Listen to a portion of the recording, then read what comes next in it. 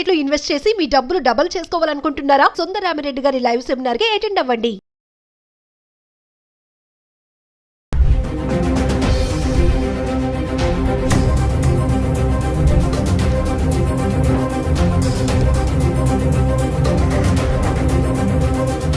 Hello viewers, welcome back to Suman TV. ప్రస్తుతం మనతో పాటు ఉన్నారు 20 years నుంచి అమెరికాలో ఉంటున్నటువంటి MNC ఎగ్జిక్యూటివ్ వీరభద్ర సార్ గారు. సార్తో మాట్లాడదాం. నమస్తే సార్. నమస్తే. సార్, మన పిల్లలు చదవడానికి అమెరికా వెళ్ళి అక్కడ ఎందుకు చాకరీ చేస్తున్నారు అంటే, సార్ మీరు అక్కడ ఉంటున్నారు కాబట్టి మీరు అక్కడ సిచ్యువేషన్స్ చూస్తూ ఉంటారు. MS చేయాలని, అబ్రాడ్ ఎడ్యుకేషన్గా వెళ్ళాలని ఇక్కడ తాకట్టు పెట్టి EMIలు కట్టి ఏదో అమ్మేసి చేసి ఎట్లా పంపించేస్తున్నారు తల్లిదండ్రులు కూడా. అక్కడికి వెళ్ళిన మన పిల్లలు మరి ఎందుకు ఇలాంటి చిన్న చిన్న దాంట్లో ఇంక చాకరీ అనే అనుకోవాలా అంటారా? అంటే ఏం చెప్తారు సార్ ఒకసారి? నేను చెప్పేది మీ వ్యూవర్స్కి అంత నచ్చకపోవచ్చు, బట్ ఇది ఒక క్రూడ్ అనాలిసిస్. ఇది అందరికీ వర్తిస్తుందంటే మేబీ నాట్. బాగా ఆస్తిమంతులు, ఆస్తిపరులు, స్థితిమంతులకి ఇది వర్తించకపోవచ్చు, బట్ వాళ్ళు కూడా ఈ విషయాన్ని అక్కడ అబ్జర్వ్ చేస్తుంటారు. ఏంటి అంటే, చాలా మటుకు మన పిల్లలు అమెరికాకి ఐవీ లీగ్ లాంటి టాప్ లెవెల్ స్కూల్స్కి అప్లై చేసి వచ్చేటటువంటి జీనియసెస్ తక్కువ ఉన్నారు. కొంతమంది లేరని కాదు, అలా డైరెక్ట్ అందులో అడ్మిషన్స్ సంపాదించి వచ్చిన వాళ్ళు ఉన్నారు. వాళ్ళు దానికి తగ్గ ఫైనాన్షియల్ ప్రిపరేషన్ తోటి వస్తారు, రావాలి. అవి బాగా ఎక్స్పెన్సివ్. అవి $80,000 $80,000 పర్ ఇయర్ ఆర్ $100,000 వేసుకోండి పర్ ఇయర్ మినిమం ఎక్స్పెండిచర్ ఉంటుంది. 2 ఏళ్ళు మీకు మాస్టర్స్ చేస్తే $200,000. దానికి స్తోమత ఉంటే, మీకు చదువు ఉంది, తెలివి ఉంది, ఆ కాలేజ్లో మీకు అడ్మిషన్ వచ్చింది, మీకు స్తోమత ఉంది, రండి. వాళ్ళు వస్తారు, చదువుకుంటారు, they get place really well. తర్వాత మంచి ఉద్యోగాలు వస్తాయి వాళ్ళకి, and they really enjoy high class life. ఇక నెక్స్ట్ లెవెల్లో majority of our Indian students, ఇది జరగడానికి చాకరీలు జరగడానికి కారణం ఏంటంటే, majority of our Indian students, మనము we are predominantly a lower middle class society, Indian society. కొంత మిడిల్ క్లాస్ ఉండొచ్చు, కానీ అప్పర్ మిడిల్ క్లాస్ చాలా తక్కువ. మనంతా మిడిల్ నుంచి లోవరే. పేచెక్ టు పేచెక్ లైఫ్, ఇవన్నీ EMIs బేస్డ్ లైఫ్. ఈ పిల్లలు ఇక్కడ అండర్ గ్రాడ్యుయేషన్ చేస్తారు, BE BTech చేస్తారు. చేసి నాన్న నేను అమెరికాకి వెళ్ళాలి అంటే, మా నాన్న దగ్గర ₹1,00,00,000 లేవు నిన్ను అమెరికాకి పంపించడానికి. అందుకని వీళ్ళు ఏం చేస్తారంటే, వాళ్ళ సీనియర్స్ తోటి మాట్లాడతారు. నువ్వు వెళ్ళావు కదా, నీకెంత ఖర్చు అవుతుంది. వాడు వీడికి మంచి రోజీ పిక్చర్ ఒకటి ఇస్తాడు. ఏంటి అంటే, ఏం లేదురా, నువ్వు ఫస్ట్ సెమిస్టర్ పైసలు కట్టేసుకుని రా, చేతిలో ఇంకొక $1,000-2,000 నువ్వు ఖర్చుకు తెచ్చుకో, నువ్వు ఇక్కడ రాగానే మనం ఏదైనా పార్ట్ టైం సంపాదిద్దాం, దాంతో నువ్వు ఇక్కడ ఫీజు కట్టుకుని నువ్వు ఇక్కడ కంటిన్యూ అవ్వచ్చు. కాబట్టి మీ పేరెంట్స్ని ఒక ఫస్ట్ సెమిస్టర్కి ఫీ మాత్రమే, ఇన్ఫ్యాక్ట్ యూనివర్సిటీలు కూడా ఇన్సిస్ట్ చేస్తాయి, మీరు ఫస్ట్ ఫీ రూపీస్లో మీరు కట్టాలి అని. అంటే రిమోట్గా ఇండియా నుంచే మీరు ఆ ఫీ కట్టాలి. సో ఇక్కడ అమ్మ నాన్నల మీద ప్రెషర్ వేసి అది 10 లక్షల, 15 లక్షల, 8 లక్షల మొత్తానికి వాళ్ళ దగ్గర తీసుకుని ఆ ఫీజు కడతారు. వెళ్ళేటప్పుడు $2,000-3,000 ఖర్చు కోసం, ఇనిషియల్గా ల్యాండ్ అవ్వగానే అవసరాలు ఉంటాయి కదా, అది తీసుకుని వెళ్తారు. ఇది వెళ్ళిన వెంటనే ఈ లోపే ఇక్కడి నుంచి వాళ్ళ సీనియర్స్తో మాట్లాడుకుని ఉంటారు కదా, అన్నా నేను వస్తున్నా, నాకు ఇది కావాలి అంటే వాడైతే చెప్తాడు. అలానే వీళ్ళు వెళ్ళంగానే వీళ్ళ ప్రైమరీ ఫోకస్ ఏంటంటే, ఆ యూనివర్సిటీకి వెళ్ళి అక్కడ చదువుకోవాలా, క్లాసెస్ ఎక్కడున్నాయి, రూమ్స్ ఎక్కడున్నాయి, లైబ్రరీ ఎక్కడ ఉంది, ప్రొఫెసర్స్ ఎవరు, TS ఎవరు, ఇది ఫోకస్ కాదు. వీళ్ళ ఫస్ట్ ఫోకస్ ఏంటంటే, ఇమ్మీడియట్గా నేను ఒక part time job, it's not a job, so part time work నేను సంపాదించాలి. ఎందుకంటే నెల తిరగకుండా నాకు ఖర్చులు మొదలైపోతాయి. నాన్నకేమో నేను 10 లక్షలు ఫస్ట్ సీడ్ క్యాపిటల్ ఇవ్వు చాలు, తర్వాత ఏం అక్కర్లేదని చెప్పొచ్చాను. కాబట్టి ప్రైమరీ మోటివేషన్ డబ్బు సంపాదించడం మీద పడుతుంది. ఆ డబ్బు సంపాదించడానికి వీళ్ళకి ఉద్యోగాలు రావు అక్కడ. They are not eligible to receive a payment by cheque from anybody. That is unemployment అనే జాబ్. వాళ్ళకి ఇచ్చేది ఏంటి, ఆడ్ జాబ్స్ దొరుకుతాయి. That too through their friends. Gas స్టేషన్లో వర్క్ చేయడమా, దానికి గ్యాస్ స్టేషన్కి కన్వీనియన్స్ స్టోర్ అటాచ్డ్ ఉంటుందన్నమాట. సో ఆ కన్వీనియన్స్ స్టోర్లో వీళ్ళు క్లర్క్గా కూర్చోవడమా, లేకపోతే రెస్టారెంట్లో సర్వర్స్గా వర్క్ చేయడమా, అలా ఆడ్ జాబ్స్ ఏవో ఉంటాయి ఆపర్చునిటీస్, అవి వీళ్ళు చేయడం మొదలు పెడతారు.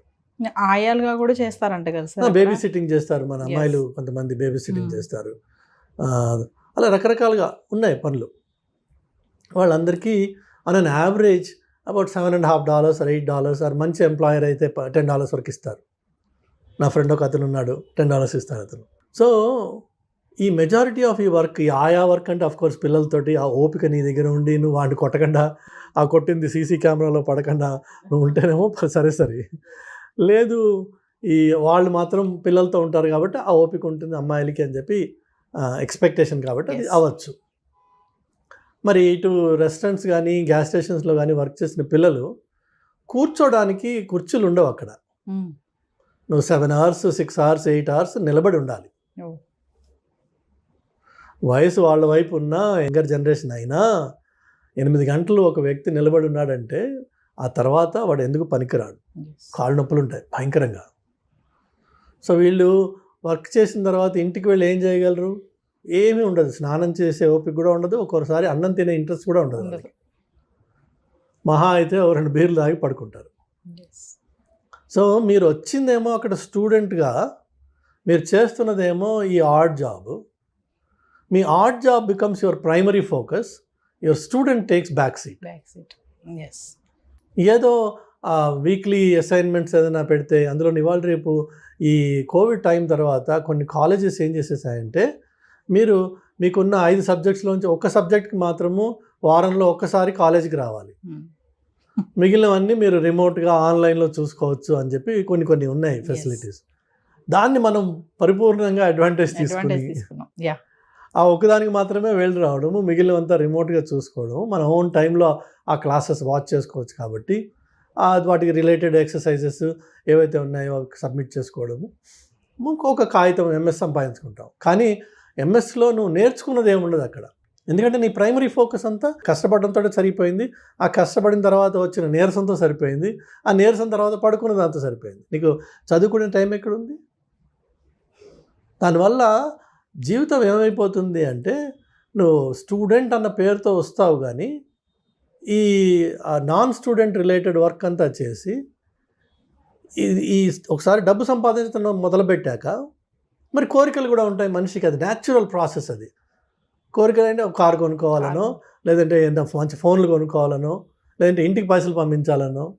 ఎందుకంటే వాళ్ళకి ఎక్స్పెక్టేషన్ ఉంది. వాళ్ళకి చెప్తావు కదా, నువ్వు నేను పని చేస్తున్నా, ఇక్కడ పైసలు సంపాదిస్తున్నాను. సో వాళ్ళకి ఎక్స్పెక్టేషన్ ఉంటుంది, అక్కడ పంపించాలి వెనక్కి.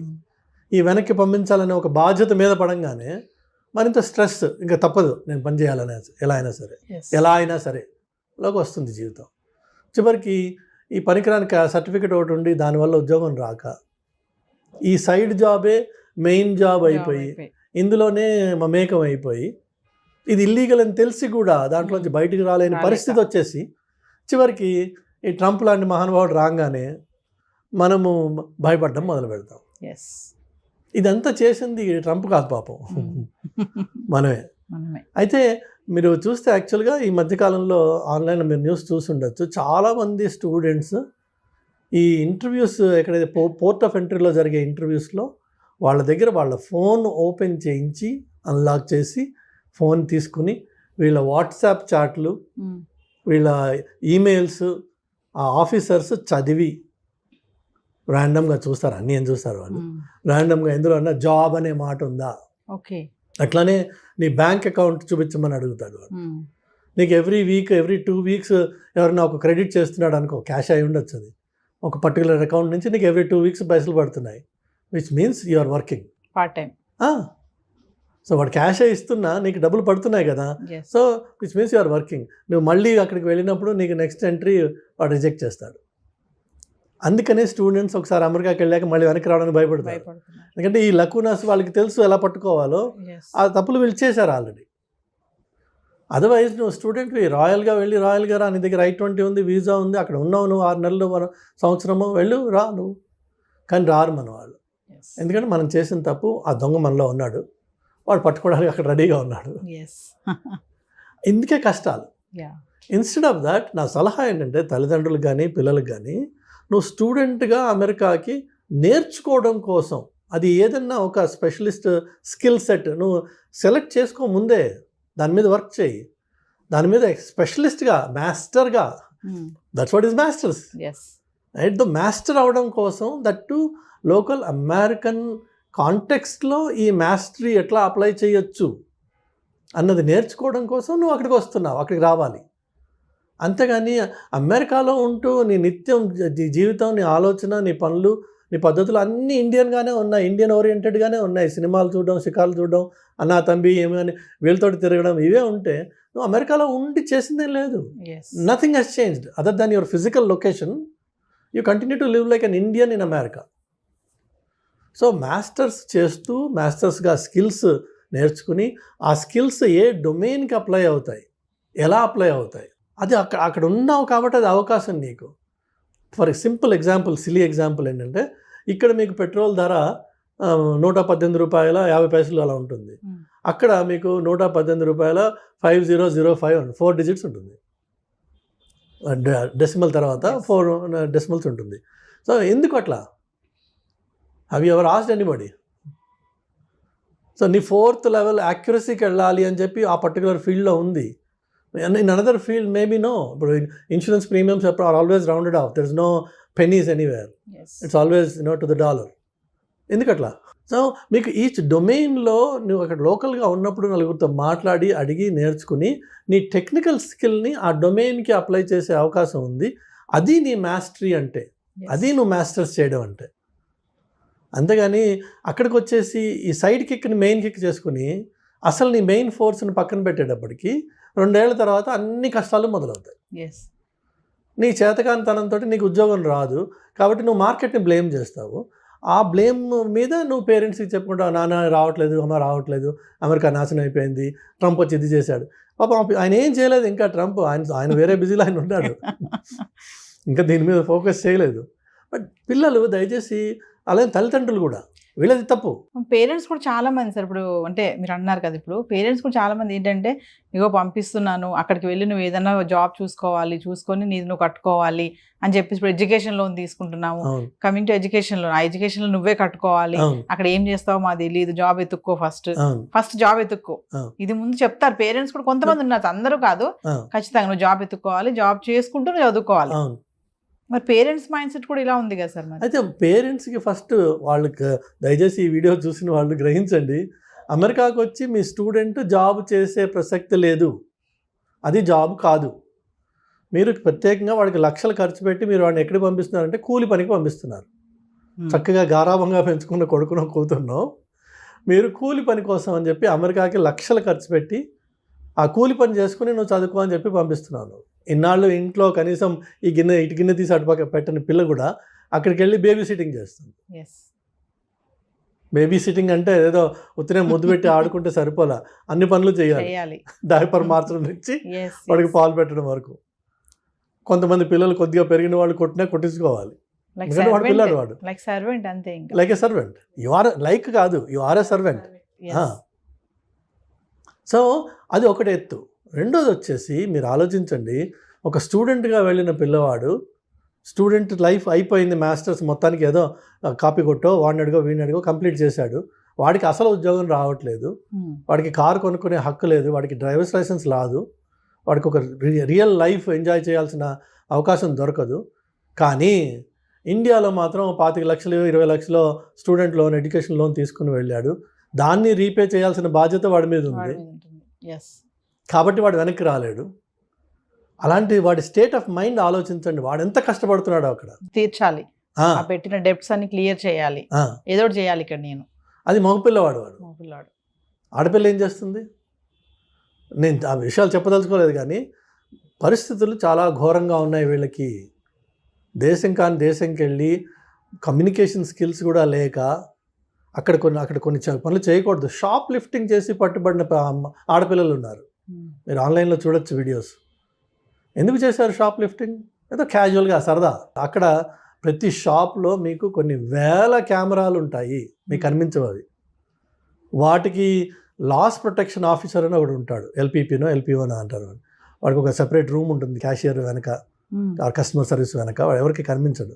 ఆ రూమ్లో వాడికి అన్ని మానిటర్స్ ఉంటాయి. అలానే ఇప్పుడు మీరు వేగస్కి వెళ్తే లక్షల్లో మీకు అక్కడ కెమెరాస్ ఉంటాయి. ఒక్కొక్క మనిషిని వాడికి అనుమానం వచ్చిందంటే వాళ్ళకి పిన్ చేస్తారు వాడిని, వాడి మొత్తం movement, every step will be tracked throughout the time. ఆ కెమెరాస్ ఒకదాని తర్వాత ఒకటి వాడిని పట్టుకుంటాయి. ఓకే. నీ బ్రీదింగ్, నీ చేతుల movement, everything they notice. So అదంత ఈజీ సొసైటీ కాదు అది. ఇక్కడి నుంచి అదేదో వెళ్ళిపోయి ఈ సీనియర్స్ ఏం చెప్తారు అక్కడ ముందు ఉన్న వాళ్ళు వీళ్ళకి, ఏం లేదురా మన హైదరాబాద్ లెక్కే ఉంటుంది వచ్చాయండి. ఏముంటుంది హైదరాబాద్ లెక్క? ఒకవేళ నిజంగా హైదరాబాద్ లెక్కే ఉందనుకుందాం, ఎందుకు వచ్చారా ఇక్కడికి నువ్వు? అసలు హైదరాబాద్లోనే ఉండొచ్చు కదా, అస్యూమింగ్. లేదు ఇది హైదరాబాద్ కాదు అమెరికా అనుకుందాం. మరి అమెరికా అన్నప్పుడు అక్కడ పద్ధతులు ఏంటి? ఇంటర్నేషనల్ డ్రైవర్స్ లైసెన్స్ తీసుకొచ్చి కొన్ని పనులు చేయొచ్చు, కొన్ని చేయకూడదు. అట్లా అది తీసుకొచ్చి లోకల్ కార్ రెంట్ చేసి అరెస్ట్ అయిపోయిన పిల్లలు ఉన్నారు. Because there is only limited validity for that. కానీ మనకేమో షాక్ ఉంది, కార్ రెంటల్ తీసుకుంటాము. లేన్ చేంజ్ చేయడం అనేది ఇండియాలో మనకు అసలు అలవాటే లేదు. ఇక్కడ లేన్ చేంజ్ అయితే క్యాజువల్, లేన్ మనకి సంబంధం లేదు, డ్రైవ్ చేస్తుంటాం, లేన్ వస్తూ ఉంటాయి అక్కడ. అక్కడేమో లేన్ చేంజింగ్ ఒక డిసిప్లిన్ ఉంది, మనకి ఇక్కడ అలవాటు లేదు. నీ దగ్గర డ్రైవర్స్ లైసెన్స్ ఉంది కానీ నీకు రోడ్ రూల్స్ తెలియవు. తెలియనప్పుడు నువ్వు రోడ్ రూల్స్ తెలియకుండా ఆ రోడ్డు మీద డ్రైవ్ చేస్తే నువ్వు ఆటోమేటిక్గా you will be in trouble. First day second day కాకపోవచ్చు, థర్డ్ డే మేజర్ ట్రబుల్లోకి వెళ్ళచ్చు. ఆ ఒక్క తప్పు నీ జీవితాన్ని మొత్తం మార్చేస్తుంది ఒకసారి. ఎందుకంటే అమెరికాలో సార్ నేను స్టూడెంట్ని నన్ను వదిలేసేయండి అంటే వాడు వదలడు. నువ్వు క్రైమ్ చేసావు, you have to pay for it, plain and simple. Judge కూడా మిమ్మల్ని కొన్ని విషయాల్లో ప్రొటెక్ట్ చేయలేడు, బికాజ్ ఫెలనీ క్రైమ్స్ అని ఉంటాయి, వాటికి మినిమం పనిష్మెంట్ ఉంది. Judge has to give it between 5 to 15 అంటారు. So judge has to give minimum 5 కంటే తక్కువ ఇవ్వలేడు ఆయన, 15 కంటే ఎక్కువ ఇవ్వలేడు. బట్ లా అలా డిక్టేట్ చేసింది కాబట్టి judge also is bound by that. మనకి ఇక్కడ ఏదో మేనేజ్ చేద్దామన్నా, వాడికి ఫోన్ చేద్దామా, వీడికి ఫోన్ చేద్దామా, నీకు ఈ లైఫ్ నుంచి వచ్చి నువ్వు ఆ లైఫ్లో అది నేర్చుకోకుండా అక్కడ తప్పు చేసావు అనుకో, మైనర్ అమ్మాయిల్ని if you try to reach them through any means can put you behind bars for good. ఆ అమ్మాయి చూడడానికి 18-20 ఏళ్ళ అమ్మాయిలా ఉండొచ్చు, నీకు తెలియదు ఆ పిల్ల 13 అయి ఉంది. ఏమన్నా కెలికావు, లైఫ్ గాన్. అమెరికన్ జైల్లో 50% పైన వాళ్ళే ఉంటారు. 50% పైన అమెరికన్ జైల్లో ఇట్లా వాళ్ళ కన్సెంట్ ఏజ్, ఈ మైనర్స్ని సెక్షువల్గా అబ్యూస్ అటెంప్ట్ చేసిన వాడు ఇంకా అబ్యూస్ చేయకపోవచ్చు, అబ్యూస్ చేసిన వాడు ఉండొచ్చు, అటెంప్ట్ చేసిన వాడు కూడా will get punishment in jail. నీకు ఇవన్నీ తెలియవు అక్కడ. సో మనం వెళ్ళినప్పుడు ముక్కుసూటిగా స్టూడెంట్గా వెళ్ళాను, స్టూడెంట్గా ఉండాలి, స్టూడెంట్గా నేర్చుకోవాలి, ఈ కొత్త సొసైటీలో నేను బాగుపడాలి అనే ఉత్సాహంతో పిల్లలు వెళ్ళాలి. ఆ ఉత్సాహంతో 2 ఏళ్ల పాటు వాళ్ళ మీద వాళ్ళు పూర్తిగా ఇన్వెస్ట్ చేసి become a real master in something. అప్పుడు ఆ మాస్టర్స్ డిగ్రీకి అర్థం ఉంది, ఉత్తి కాగితం ముక్కకి అర్థం లేదు. ఫైనల్గా మా పేరెంట్స్కి ఏమైనా చెప్తారా సార్? పేరెంట్స్ దయచేసి మీ పిల్లల్ని పంపించదలుచుకుంటే మీకు ఫైనాన్షియల్ కేపబిలిటీ ఉంటే పంపించండి. అంటే 2 ఏళ్ల పాటు అతను కోర్స్ చేసేదానికి నువ్వు కంప్లీట్గా ఫైనాన్స్ చేయగలవా?